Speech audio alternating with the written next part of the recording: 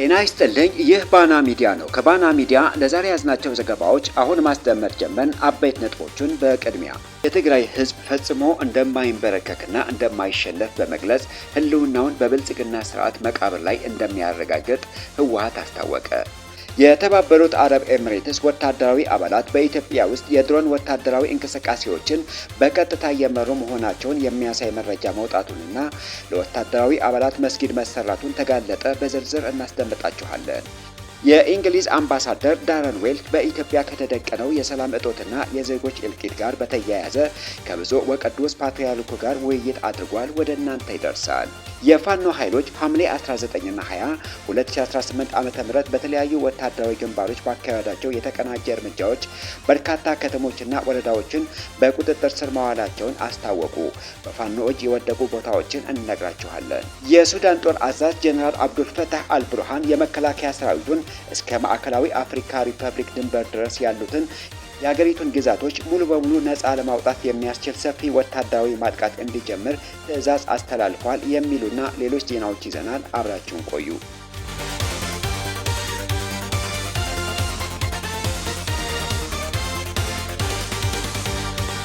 የትግራይ ሕዝብ ፈጽሞ እንደማይንበረከክና እንደማይሸነፍ በመግለጽ ህልውናውን በብልጽግና ስርዓት መቃብር ላይ እንደሚያረጋግጥ ህወሓት አስታወቀ። የትግራይ ሕዝብ በየዘመናቱ የገጠሙትን ፈታኝ ወቅት በድል እያለፈ በዚህ ዘመን ሊደርስ የቻለው የማይበገር በትግል መንፈሱ በፍትሃዊ ዓላማውና ሉዓላዊነቱ ተደራጅቶ በሚያካሂደው ትግል መሆኑን ህወሓት ባወጣው ሳምንታዊ መግለጫ አስታወቀ። ድርጅቱ አያይዞም እነዚህ እሴቶች ከትውልድ ወደ ትውልድ እየተሸጋገሩ የመጡና የድሉ ምንጮች ሆነው በማገልገል ላይ እንደሚገኙ ገልጿል። መግለጫው እንደተመለከተው በየዘመናቱ በትግራይ ህዝብ ላይ የሚነሱ ኃይሎች ቋሚ አጀንዳቸው እነዚህን የትግል እሴቶች በመሸርሸር ህዝቡን ማንበርከክ ነው። የብልጽግና ስርዓትም ከተወሰኑ ከገዛቸው ተጋሩ ጋር በመሆን የትግራይን ህዝብ የማጥፋት ዓላማን ለማሳካት ያልፈነቀለው ድንጋይ እንደሌለ በመግለጫው ተጠቅሷል። በተለይም ከፕሪቶሪያው ስምምነት በኋላ የህዝቡን የትግል መንፈስ እንዲወድቅ አዘናጊ አጀንዳዎችን በመፍጠር እንዲሰላች እንዲሁም ፓርቲዎች እንዲፈርሱና ህዝቡ እንዲበተን ሰፊ ዘመቻ ሲያካሂድ መቆየቱን ገልጸዋል። ይሁን እንጂ ጥልቅ የትግል ልምድ ያለው የትግራይ ህዝብ የጠላትን ሴራዎች እያሸነፈ የትግል እሴቶችን በመጠበቅ ሲታገል መቆየቱን አብራርተዋል። ህወሓትና የትግራይ መንግስት እነዚህን የትግል እሴቶች በማጠናከር ከገጠመው አደጋ ለመውጣት ያስቻሉ የምክክር መድረኮችን ሲያካሂድ መሰንበታቸው ጠቁመው በእነዚህ መድረኮች ህዝቡ ከፓርቲው ጋር በመሰለፍ ከመታገል ውጪ ሌላ አማራጭ እንደሌለው ሙሉ የአስተሳሰብ አንድነት ላይ መድረሱንና ህልውናውን በብልጽግና ስርዓት መቃብር ላይ መሆኑን ማመኑን አስታውቀዋል። በሌላ በኩል መግለጫው የብልጽግና ስርዓት በህዝብና በመኸተ አቅሞች ላይ ሰፊ ዘመቻ እያካሄደ እንደሚገኝና ይህም የትግራይን ህዝብ ሰብአዊነት የጎደለው ምስል በማልበስ ጄኖሳይድ ለመፈጸም የሚደረግ ቅስቀሳ አካል መሆኑን አመላክተዋል። የብልጽግና ስርዓት መሪ አብይ አህመድ ከኦባሳንጆ የቢያፍራን ተሞክሮ እንዲወስዱ በግልጽ መናገራቸው የጠቆመ መግለጫው በሀገራዊ ምክክር ስም በተካሄደ ስብስብ ላይ የቢያፍራ ትግል የማንበርከክ ሂደት በማቅረብ የህዝቦችን ጥያቄ በኃይል ለመጨቆን ያለውን ፍላጎት ማሳየቱን ኮንነዋል።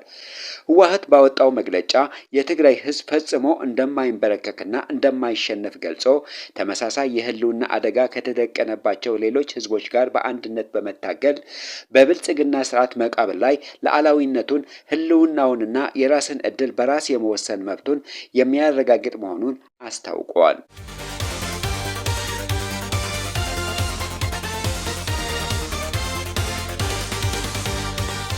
የተባበሩት አረብ ኤሚሬትስ ወታደራዊ አባላት በኢትዮጵያ ውስጥ የድሮን ወታደራዊ እንቅስቃሴዎችን በቀጥታ እየመሩ መሆናቸው የሚያሳይ መረጃ መውጣቱንና ለወታደራዊ አባላት መስጊድ መሰራቱን ተጋለጠ። ጠቅላይ ሚኒስትር አብይ አህመድ ወደ ስልጣን ከመጡ በኋላ ከተባበሩት አረብ ኤሚሬትስ ጋር የፈጠሩትን ጥልቅ ግንኙነት የሀገሪቱን ህልውና ለውጭ ኃይል አሳልፎ የሚሰጥ መሆኑን ሲገለጽ ቆይተዋል። በተለይ በ2013 ዓ.ም በትግራይ ክልል በተካሄደው ደም አፋሳሽ ጦርነት ወቅት ኤሚሬትስ ከአሰብ ወታደራዊ መሬት ተነስተው ጥቃት የሚያደርሱ ድሮኖችና ወታደራዊ ቁሳቁሶችን በማቅረብ የተጫወተችው ሚና በትግራይ ህዝብ ላይ ከፍተኛ የህይወትና የንብረት ውድመት ማድረሱን ይታወሳል። ይህ አጥፊ ሚና በአሁኑ ወቅትም በሌሎች የሀገሪቱ ክፍሎች ቀጥሎ የዜጎችን እልቂት የሚያፋጥንና የውስጥ ግጭቶችን በኃይል ለመፍታት የሚደረግ አደገኛ እንቅስቃሴ እየተደረገ መሆኑን ተገልጿል። የአፍሪካ ቀንድ የፖለቲካ ተንታኝ ማርቲን ፕላውት በኤክስ ገጹ ይፋ ባደረገው መረጃ መሰረት የተባበሩት አረብ ኤምሬትስ ዩኤኢ ወታደራዊ አባላት በኢትዮጵያ ውስጥ የድሮን ወታደራዊ እንቅስቃሴዎችን በቀጥታ እየመሩ ይገኛሉ።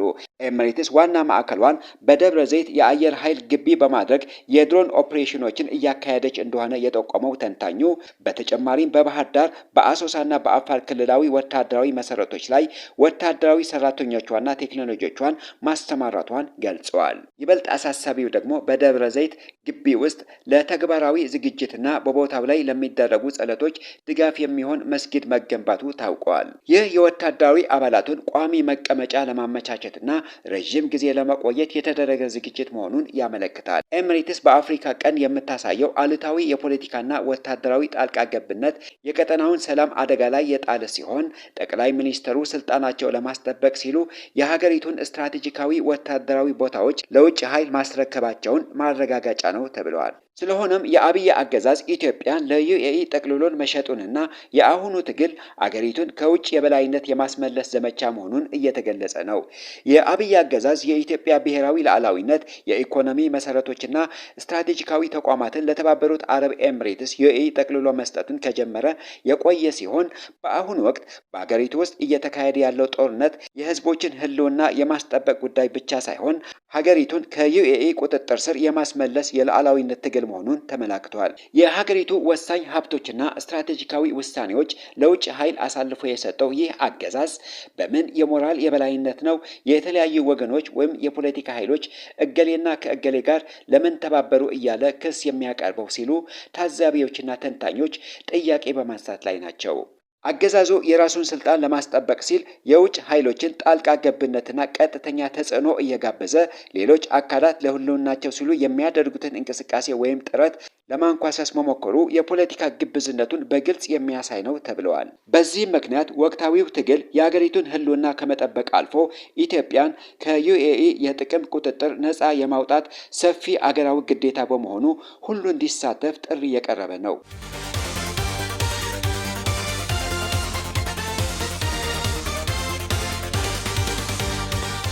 የእንግሊዝ አምባሳደር ዳረን ዌልች በኢትዮጵያ ከተደቀነው የሰላም እጦትና የዜጎች እልቂት ጋር በተያያዘ ከብፁዕ ወቅዱስ ፓትርያርኩ ጋር ውይይት አደረጉ። ብፁዕ ወቅዱስ አቡነ ማትያስ ቀዳማዊ ፓትርያርክ ርዕሰ ሊቃነ ጳጳሳት ዘኢትዮጵያ ሊቀ ጳጳስ ዘአክሱም ወዕጨጌ ዘመንበረ ተክለ ሃይማኖት በኢትዮጵያ የታላቋ ብሪታንያን አምባሳደርና በአፍሪካ ህብረት ቋሚ መልእክተኛ ዳረን ዌልች በጽሕፈት ቤታቸው ተቀብለው አነጋግረዋል። ውይይቱ በተለያዩ የሀገሪቱ አካባቢዎች በኦርቶዶክስ ተዋሕዶ እምነት ተከታዮችና ንጹሃን ዜጎች ላይ የሚፈጸመው ግድያዎች፣ የሰላም እጦትና የኢኮኖሚ አለመረጋጋቶች በተባባሰበት ወሳኝ ወቅት የተደረገ ሲሆን አምባሳደሩ ከብፁዕ ወቅዱስ ፓትርያርኩ ጋር መምከራቸውን ወቅታዊው የደህንነት ስጋትና የዜጎች እንግልት በቀጥታ ለመረዳት ያለመ እንደሆነ ተመላክተዋል። አምባሳደር ዳረን ዌልች ከውይይቱ በኋላ ለኢኦቴፕ ቲቪ በሰጡት አስተያየት በሁለቱ ሀገራት መካከል ከቀዳማዊ ኃይለ ሥላሴ ዘመን መንግስት ጀምሮ የዘለቀ ጠንካራ የታሪክና የዲፕሎማሲ ግንኙነት እንዳለ አስታውሰዋል። ቤተ ክርስቲያኗ ለሀገሪቱ ሰላምና ማህበረሰብ የምታበረክተውን ከፍተኛ አስተዋጽኦ እንደሚያከብሩ ገልጸዋል። አምባሳደሩ አክሎም ኢትዮጵያ የተለያዩ ሃይማኖቶች በሰላም አብረው የሚኖሩባት ድንቅ የአብሮነት አርያ መሆኗን በመጠቆም አሁን የተደቀነው የሰላም እጦትና የኢኮኖሚ አለመረጋጋት ለመቅረፍ የእንግሊዝ መንግስት ከቤተ ክርስቲያኗ ጎን በመሆን ለጋራ ሰላም አብሮ እንደሚሰራ አረጋግጠዋል። ይህ እርምጃ ቤተ ክርስቲያኗ በህዝብ ዘንድ ያላትን ከፍተኛ የማረጋጋትና የሞራል አቅም በመጠቀም የዜጎችን ደህንነት ማስጠበቅና ለዘላቂ ሰላም መፍትሄ ለማምጣት የታለመ ሲሆን አምባሳደሩ ሀገራቸው የበኩሏን ድርሻ ለመወጣት የምታደርገውን ድጋፍ አጠናክራ እንደምትቀጥል በመግለጽ ችግሩን ለመቅረፍ ሁሉንም ባለድርሻ አካላት የድርሻቸውን ኃላፊነት እንዲወጡ አሳስበዋል።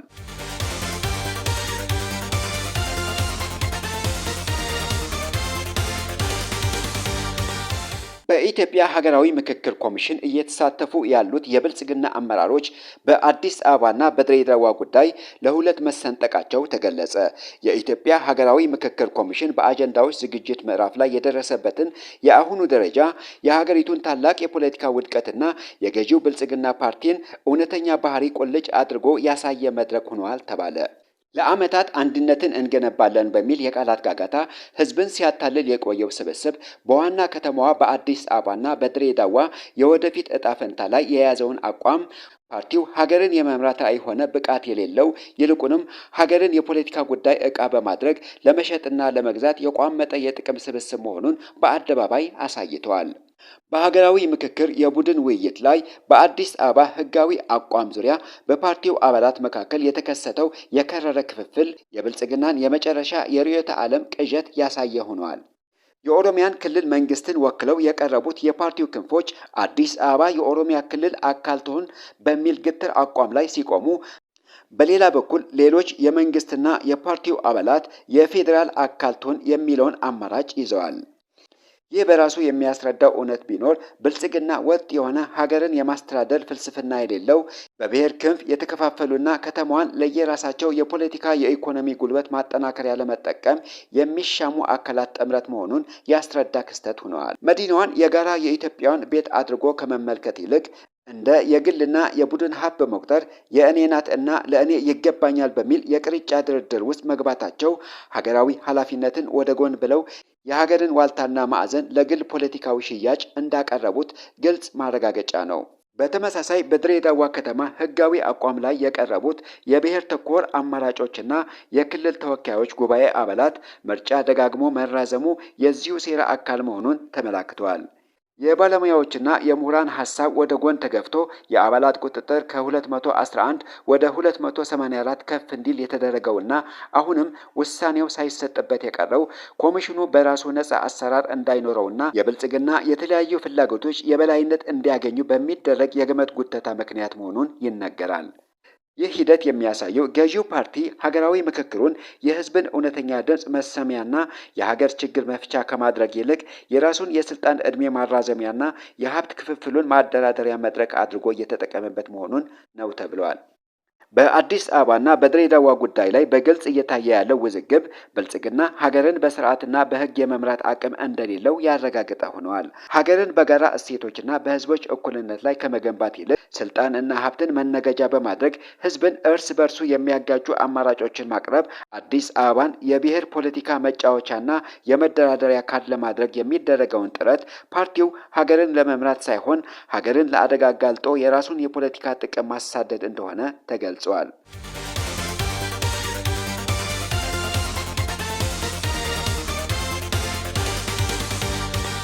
በበርካታ ግንባሮች ከፍተኛ ውጊያ መደረጉንና የተለያዩ ቦታዎች በፋኖ ኃይሎች ቁጥጥር ስር መውደቃቸው ተገለጸ።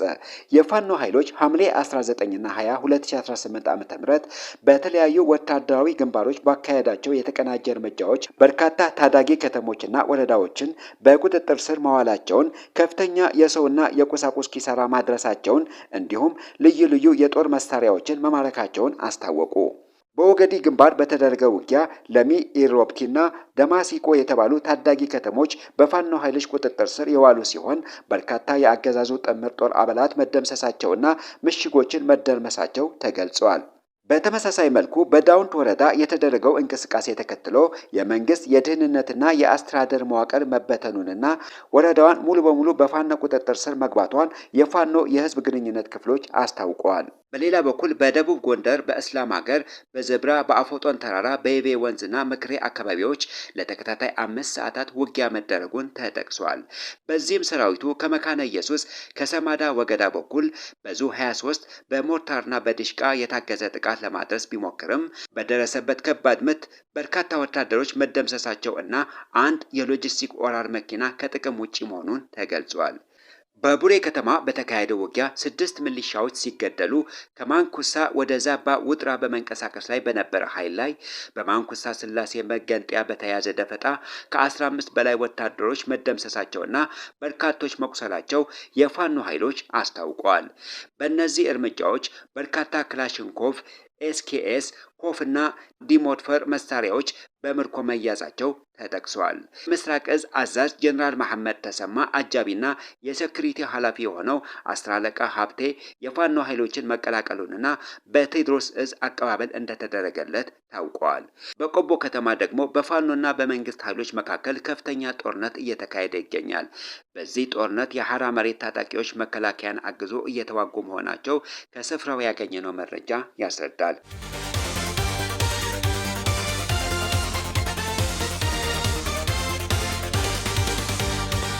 የሱዳን ጦር አዛዥ ጀነራል አብዱል ፈታህ አልቡርሃን የመከላከያ ሰራዊቱ እስከ ማዕከላዊ አፍሪካ ሪፐብሊክ ድንበር ድረስ ያሉትን የሀገሪቱ ግዛቶች ሙሉ በሙሉ ነፃ ለማውጣት የሚያስችል ሰፊ ወታደራዊ ማጥቃት እንዲጀመር ትዕዛዝ አስተላልፈዋል። ይህ መምሪያ የተሰጠው የመንግስት ጦር በሰሜን ኮርዶፋን ግዛት በተካሄደው ፈጣን የመሬት ላይ ውጊያ ዋና ከተማ ኦምዱርማን ወደ ባራ የሚወስደውን ቁልፍ የኤክስፖርት መንገድ ሙሉ በሙሉ መቆጣጠሩንና ፈጣን የድጋፍ ኃይሎች RSF ከተለያዩ ስትራቴጂካዊ ቦታዎች አባሮ ማስወጣቱን ተከትሎ ነው።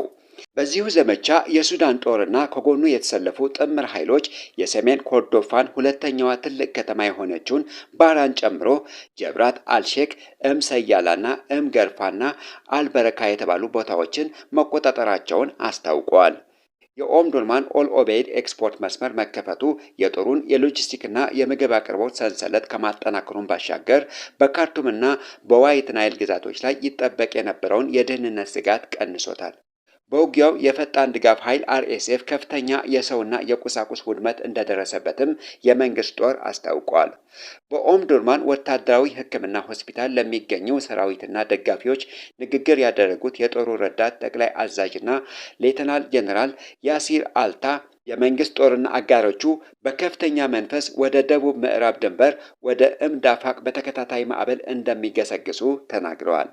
አልአታ ለRSF ታጣቂዎችና የውጭ ሀገር ቅጥረኞች እጅ መስጠት ወይም ሀገሪቱን ለቆ መሸሽ የሚሉ ሁለት አማራጮችን ያቀረቡ ሲሆን ጦሩ ሁሉንም የRSF ይዞታዎችን የማፍረስና የውጭ ሀገር ታጣቂዎችን ሙሉ በሙሉ የማጥፋት ቁርጠኝነት እንዳለው አክለው ገልጸዋል።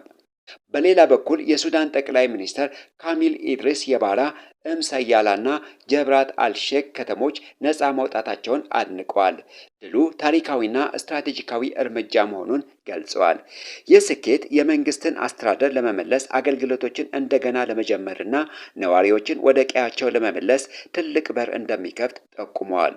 የሱዳን መንግስት አሁን የሰሜን ምዕራብ ኮርዶፋን ግዛቶች ሙሉ በሙሉ በመቆጣጠር በአሁኑ ወቅት በRSF እጅ ወደሚገኘው ሰፊ ግዛት ወደሆነው ዳርፉር የመግፋት ዓላማው አለው ሲል ሱዳን ትሪቢዩን ዘግቧል።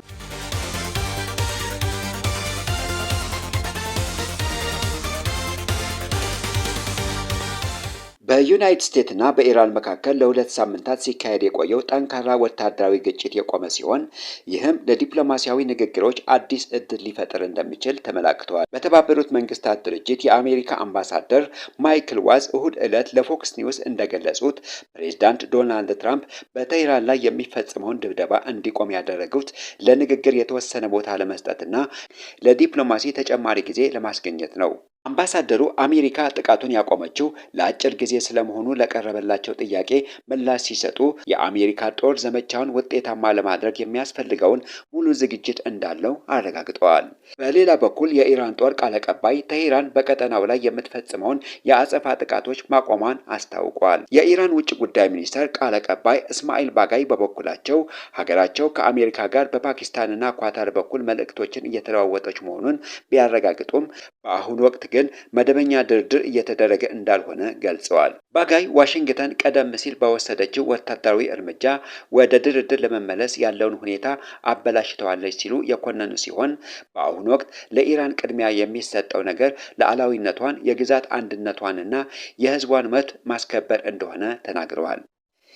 በሁለቱ ሀገራት መካከል የነበረው ግጭት በሰኔ ወር የተደረሰው የተኩስ አቁም ከፈረሰ በኋላ ተባብሶ የቆየ ሲሆን የአሜሪካ ጦር በኢራን ላይ፣ ቴህራን ደግሞ በጎረቤት አገራት ላይ በሚገኙ የአሜሪካ ጦር ሰፈሮች ላይ ሚሳኤሎችን ሲያወነጭፉ ቆይተዋል። ይህ ግጭት በመካከለኛው ምስራቅ ያለውን የነዳጅ አቅርቦት በማስተጓጎል ባለፈው ሳምንት የብሬንት ድፍድፍ ነዳጅ ዋጋ በበርሜል $100 ደርሶ ነበር። ይሁን እንጂ በሳምንቱ መጨረሻ ላይ ጥቃቶችን መቆማቸውና ኢራን የአጸፋ ምላሽ እንደማትሰጥ ማስታወቋን ተከትሎ ሰኞ ዕለት የዓለም የነዳጅ ዋጋ በ6.4 በመቶ ቅናሽ በማሳየት በበርሜል $90.58 ሆኖ ተመዝግበዋል። ምንም እንኳ የዲፕሎማሲ ተስፋዎች ቢኖሩም የቀጠናው ውጥረት ሙሉ በሙሉ አልተተገበረም። የኢራኑ ውጭ ጉዳይ ሚኒስትር አባስ አራግቺ ሰኞ ዕለት በሰጡት መግለጫ የሆርሙዝ ወሽመጥ ዝግ እንደሆነ እንደሚቀጥል ተናግረዋል። በተጨማሪ በየመን የሚገኙ የሁቲ ታጣቂዎች በሳውዲ አረቢያ መርከቦች ላይ እገዳና ጥቃት ማድረሳቸውን ተከትለው በባብል ኤል መንደብ በኩል የመርከቦች እንቅስቃሴ የቀዘቀዘ ሲሆን ይህም የዓለም ከፍተኛ ነዳጅ ላኪ የሆነችውን ሳውዲ አረቢያ ምርቷን ለውጭ አገር ገበያ እንዳታቀርብ እንቅፋት ፈጥሯል።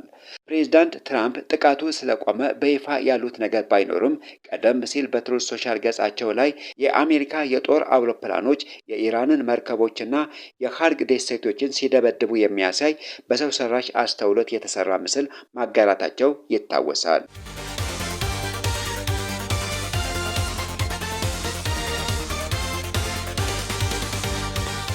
የተከበራችሁ የባና ሚዲያ ተከታታዮች ለዛሬ ያዝናቸው ዜናዎች እነዚህን ይመስሉ ነበር። ስለተከታተላችሁን ከልብ እናመሰግናለን። መረጃዎቻችን ለሌሎች እንዲደርሱ ቪዲዮውን ላይክ እና ሼር ማድረጋችሁን እንዳትረሱ። ለቻናላችን አዲስ የሆናችሁ ደግሞ ሰብስክራይብ በማድረግ የቤተሰባችን አካል ይሁኑ።